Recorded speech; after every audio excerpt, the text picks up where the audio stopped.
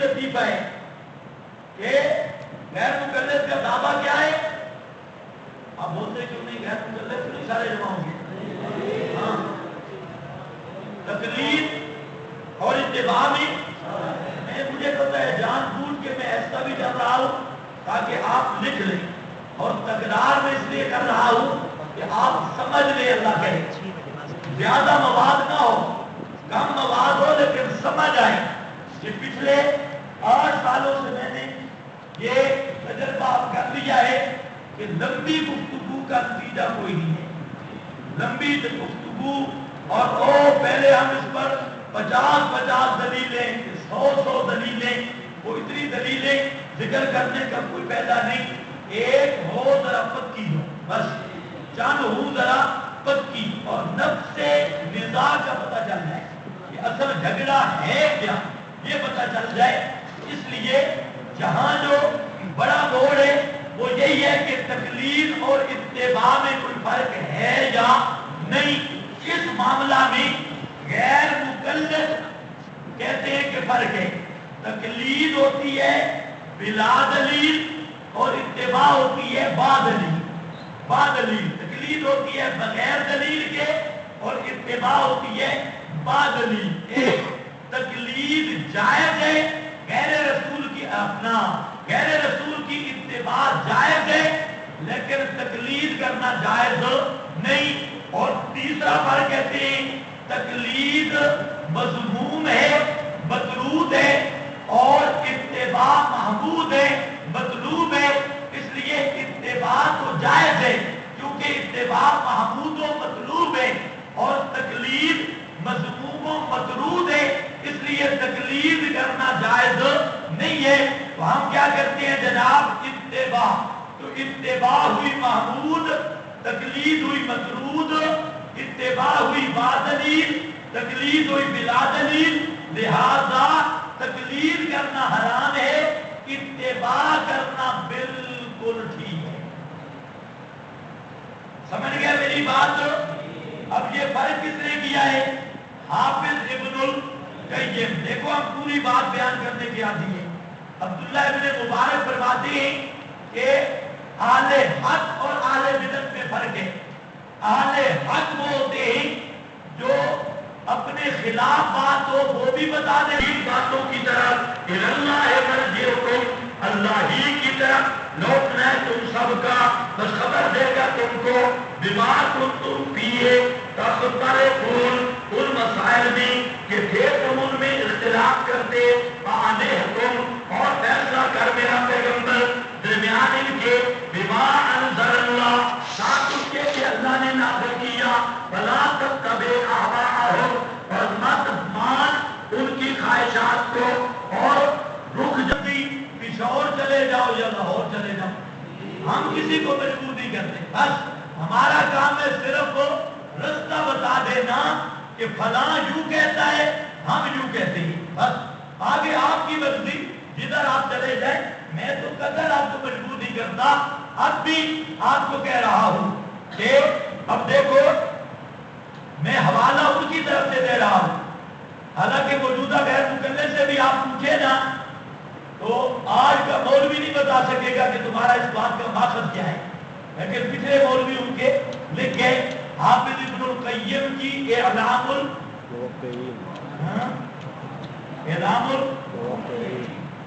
موقعین نہیں بھائی بزرگوں، ہاں خیال رکھو، یہ دو کتابوں کے نام مولوی الٹی لیتے ہیں، اعلام الموقعین ایک، اور دوسری ہے حجت اللہ ہول بالغہ، حجت اللہ ہول بالغہ۔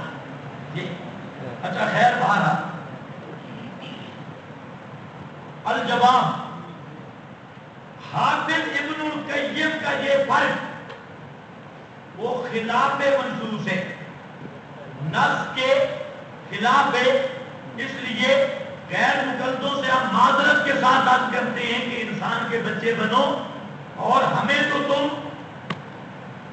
اتباع نصوص میں تقلید سے منع کرتے ہو اور خود تقلید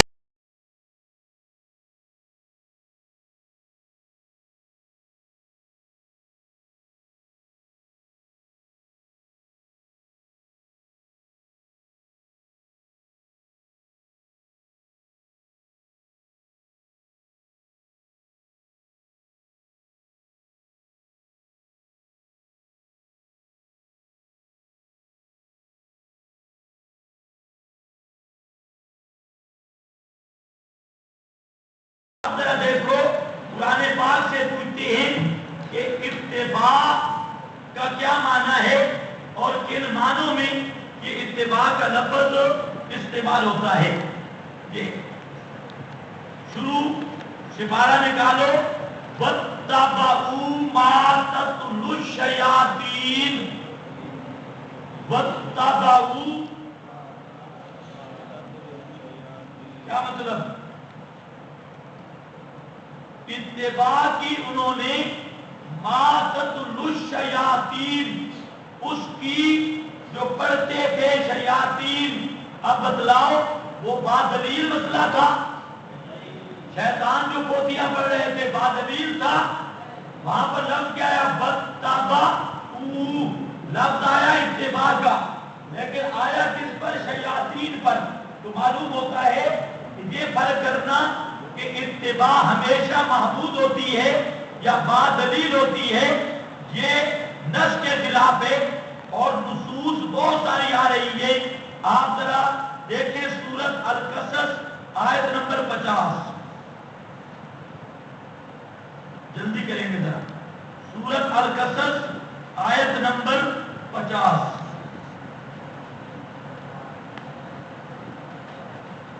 انما یتبعون اہواءہم، یہاں پر کیا آ رہا ہے؟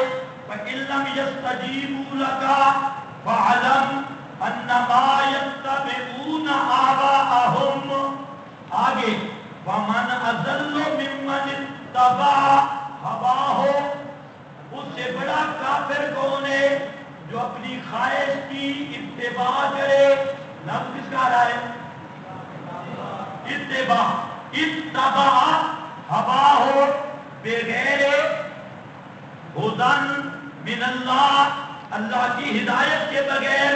اب ذرا اس آیت میں غور فرما لو، لفظ کس کا ہے؟ اتباع کا. لیکن اتباع محمود ہے یا مذموم ہے؟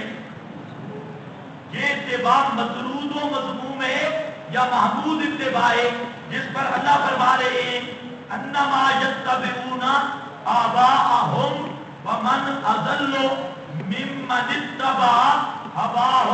اللہ فتویٰ لگا رہے ہیں اتباع پر کہ جو ایسی اتباع کرے اس سے بڑا گمراہ کوئی نہیں. تو معلوم ہوتا ہے ہر اتباع اچھی نہیں، ہر اتباع بادلیل نہیں، ہر اتباع محمود نہیں. اگر اچھائی میں اتباع ہو وہ اتباع محمود ہے، اچھی ہے، اور برائی میں اتباع ہو تو وہ اتباع کیا ہے؟ مردود اور مطرود ہے. حافظ ابن القیم کا یہ فرق کرنا کہ اتباع ہمیشہ محمود ہے اور بادلیل ہے اور تقلید ہمیشہ مذموم ہے اور بلا دلیل ہے. حافظ صاحب کی یہ تحقیق خلاف منصوص اور بالکل خود مطرود اور واجب الرد ہے، کیونکہ حافظ صاحب ان کا قول کتاب اللہ کے خلاف ہے. اس لیے آپ کہتے ہیں آؤ غیر مقلدو، قرآن کے مقابلے میں ابن قیم کو مت مانو. غیر مقلد کہتے ہیں نہیں، ابن قیم کو مانیں گے، قرآن کو نہیں مانیں گے. ہم کہتے ہیں اذا قیل لهم تعالوا الى ما انزل اللہ قالوا بل نتبع آباءنا. ہم تو ابن قیم کو نہیں چھوڑیں گے، حافظ کو نہیں چھوڑیں گے. ہم کہتے ہیں حافظ کو نہ مانو، خدا کی کتاب کو مانو. القصص. اور نکالو سورۃ صاد آیت نمبر 26. غیر مقلدوں کا بیچاروں کا واسطہ پڑ گیا اشاعت و توحید والوں کے ساتھ. اصل مصیبت یہ ہے اگر ان کا للڑوں کے ساتھ رہتا نا تو للڑ بیچارے انہوں نے قرآن دیکھے کبھی نہیں. وہ کہتے حوالے تھے، فلانے بزرگ نے لکھا. اور جب غیر مقلد آئے نا ہمارے ہاتھ پھر کوئی مسئلہ اور ہوتا ہے. دیکھو ذرا فرمایا فاحکم بین الناس بالحق ولا تتبع الهوى. لا تتبع الهوى، وہ سمجھ گئے؟ فَيُضِلَّكَ عَنْ سَبِيلِ اللَّهِ. اگر اتباع کی تو گمراہ ہو جائے گا. اتباع کی اپنی خواہش کی گمراہ ہو جائے گا. تو اب جہاں پر لفظ اتباع کا ہے لیکن اتباع پر حکم لگ رہا ہے ایک اتباع پر دلالت کا. یہ اسی طرح کتنی ہو گئی؟ نمبر 4 سورۃ الجاثیہ آیت نمبر 17 اور 18 تو سناؤ دوستوں بزرگوں.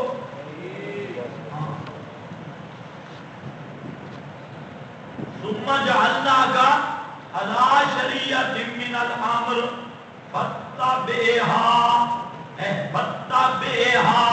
اچھی اتباع محمود. آگے ولا تتبع آباء الذین لا یعلمون، ان کی اتباع نہ کر، ان کی خواہشات ڈپوٹیشن کی اتباع نہ کر.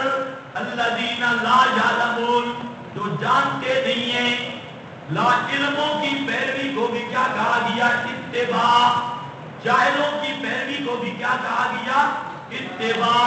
معلوم ہوتا ہے ہر اتباع محمود شکود کوئی نہیں. آگے نکالو جناب سورۃ الاعراف آیت نمبر 3.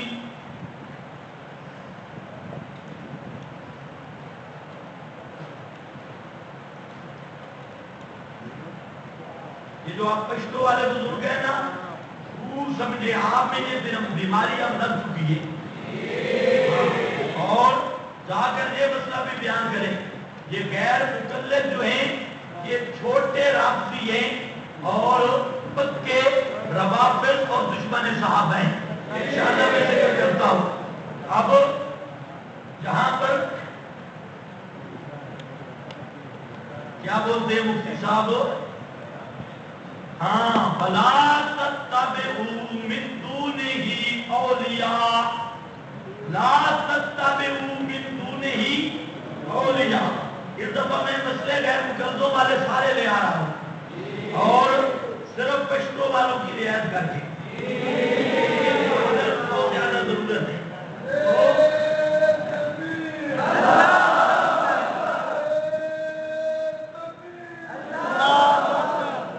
ہاں بھائی یہاں پر کیا آ رہا ہے؟ اتبعوا ما انزل الیکم من ربکم ولا تتبعوا من دونه اولیاء. لا تتبعوا بولو یہ اچھی اتباع یا بری؟ محمود یا مطرود؟ ہاں مذموم یا محمود؟ مذموم. یہ تو اتباع اچھی بھی ہوتی ہے، اتباع بری بھی ہوتی ہے. اس مکھیاں اڑانے والے کو اتنا پتہ ہی نہیں چل سکا، اس نے بس دیکھ لی عبارت ایک. ہم کہتے ہیں حافظ بڑا نیک آدمی تھا، اللہ کی اس پہ رحمت ہو اور اللہ اس کے درجے بلند کرے حافظ ابن القیم کے. لیکن حافظ ابن القیم بیچارہ بھول گیا. حافظ ابن القیم کیا ہو گیا؟ بھول. اور اس غیر مقلد کو دیکھو، حافظ صاحب کی بھول کو لے رہا ہے اور خدا کی کتاب کو ماننے کے لیے تیار نہیں. کہتے ہیں تقلید اور ہوتی ہے، اتباع اور ہوتا ہے. اتر ذرا آپ انہیں دسا یہ اور دیکھ ذرا بقرہ، سورہ بقرہ آیت نمبر 170.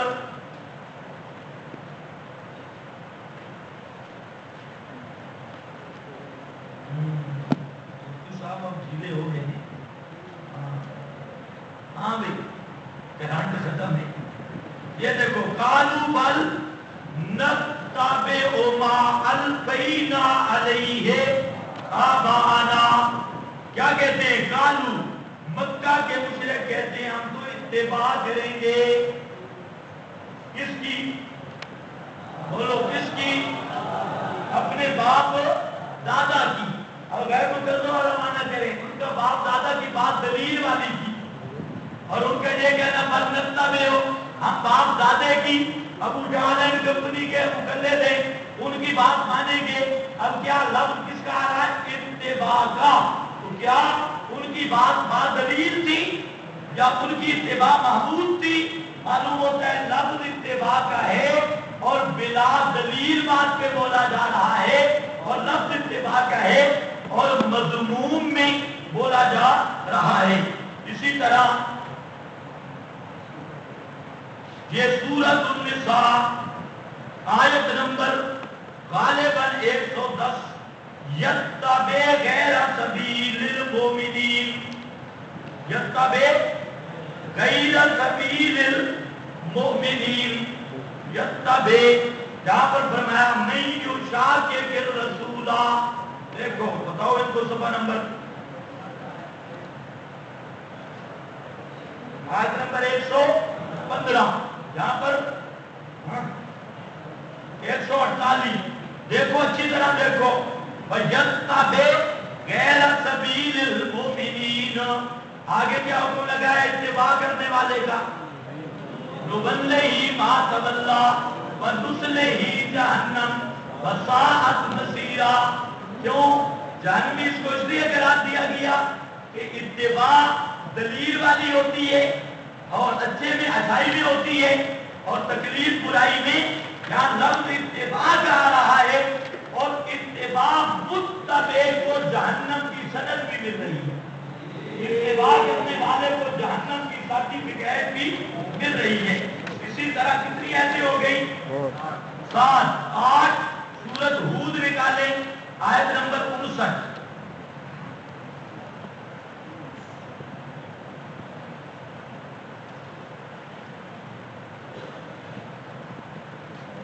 یہ کہہ رہے ہیں کہ خدمت والے ساتھی